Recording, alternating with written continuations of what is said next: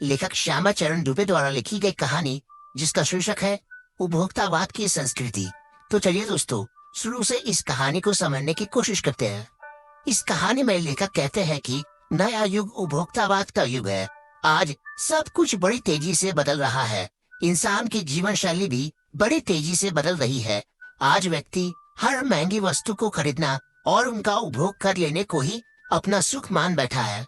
उपभोक्तावाद की संस्कृति को बढ़ाने में विज्ञापनों का बहुत बड़ा योगदान है।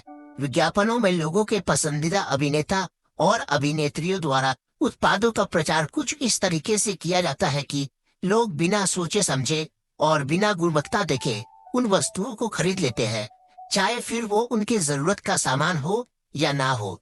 लेखक कहते हैं कि पूरा बाजार विलासिता की सामग्रियों से भरा पड़ा है। ग्राहकों को लुभाने के लिए कंपनियां तरह तरह के प्रचार प्रसार का सहारा लेती है।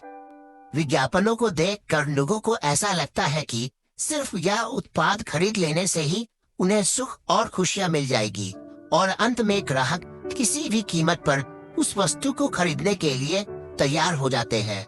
इस तरह ग्राहक पूरी तरह से कंपनियों के बनाए इस जाल में फंसते चले जाते हैं।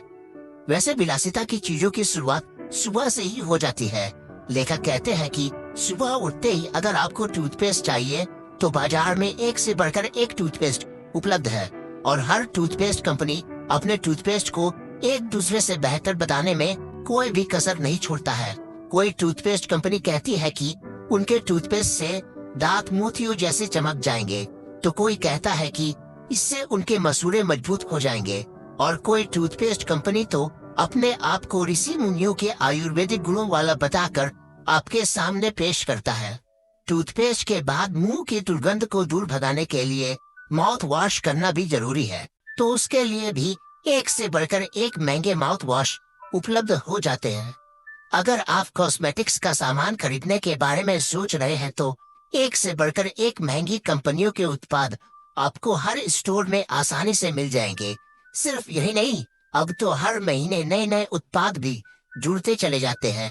लेखक आगे कहते हैं कि अगर आप नहाने के साबुन की बात करें तो आपको अलग अलग विशेषता वाले साबुन बाजार में मिल जाएंगे। किसी साबुन के बारे में यह कहा जाता है कि इसमें तरोताजा करने का गुण छिपा रहता है, तो कोई साबुन गंगा जल से बना हुआ अपने आप को बताता है। एक साबुन को तो फिल्म जगत की कुछ अभिनेत्रियां अपनी खूबसूरती का राज बताकर आकर्षित करती नजर आती है। संभ्रांत वर्ग की महिलाओं की ड्रेसिंग टेबल पर तो 30 से 40 हजार तक सौंदर्य सामग्री रहती है। कुछ लोग तो पेरिस से भी परफ्यूम मंगाते हैं। यहाँ तक कि पुरुष भी कुछ कम नहीं है। उनके लिए भी बाजार में एक से बढ़कर एक महंगे सौंदर्य उत्पाद उपलब्ध है।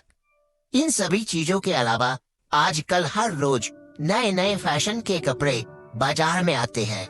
आज हर जगह कपड़ों की दुकानें या बुटीक खुल गए हैं। लोग अलग अलग ब्रांड के अलग डिजाइन के कपड़े पहनना पसंद करते हैं। किसी जमाने में समय देखने के लिए 500 से 600 रुपए की घड़ी पहनी जाती थी, लेकिन आजकल लोग 50,000 से 1.5 लाख या उससे अधिक की घड़ी पहनते हुए नजर आते हैं।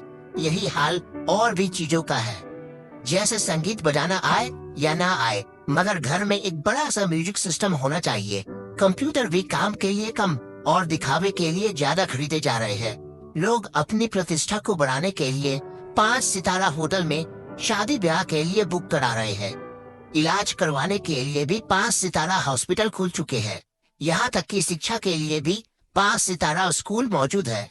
लेखक कहते हैं कि ऐसा भी हो सकता है कि आने वाले कल में कॉलेज और यूनिवर्सिटी भी 5 सितारा बन जाएगा। लेखक आगे कहते हैं कि अमेरिका और यूरोप में मरने से पहले ही लोग अपने अंतिम संस्कार और कब्र का भी प्रबंध कर लेते हैं, जैसे उनकी कब्र में किस रंग के फूल होंगे, फव्वारे होंगे या नहीं, और संगीत कैसा होगा इत्यादि। लेखक यह सोचकर थोड़ा संतोष करते हैं कि अभी भारत में यह सब नहीं होता है, लेकिन भविष्य में होने लगेगा। लेखक कहते हैं कि सम्मान पाने के कई रूप होते हैं। पहला रूप यह है कि व्यक्ति अपनी मेहनत से मान सम्मान पाता है, और दूसरा रूप यह है कि व्यक्ति सिर्फ दिखावा करके या दूसरों की नकल करके अपनी प्रतिष्ठा बनाने की कोशिश करता है।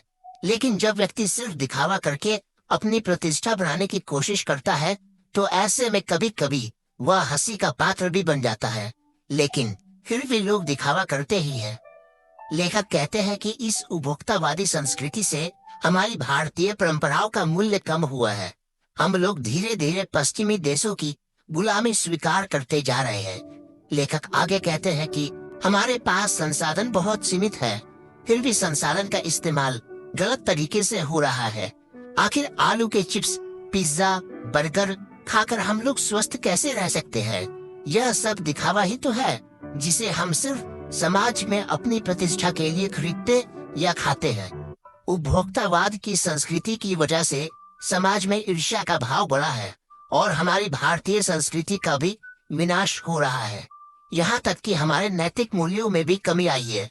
गांधी जी के अनुसार हमें दूसरे लोगों के अच्छे आदर्शों और नैतिक मूल्यों को ग्रहण करना चाहिए। उपभोक्तावादी संस्कृति हमारी भारतीय संस्कृति के लिए भविष्य में एक बहुत बड़ा खतरा साबित होने वाली है, क्योंकि यह दिखावे की संस्कृति है। लोग अपने आप को दूसरों से बड़ा साबित करने के लिए अपनी भारतीय संस्कृति के आदर्शों और जीवन के नैतिक मूल्यों को भूलते जा रहे हैं।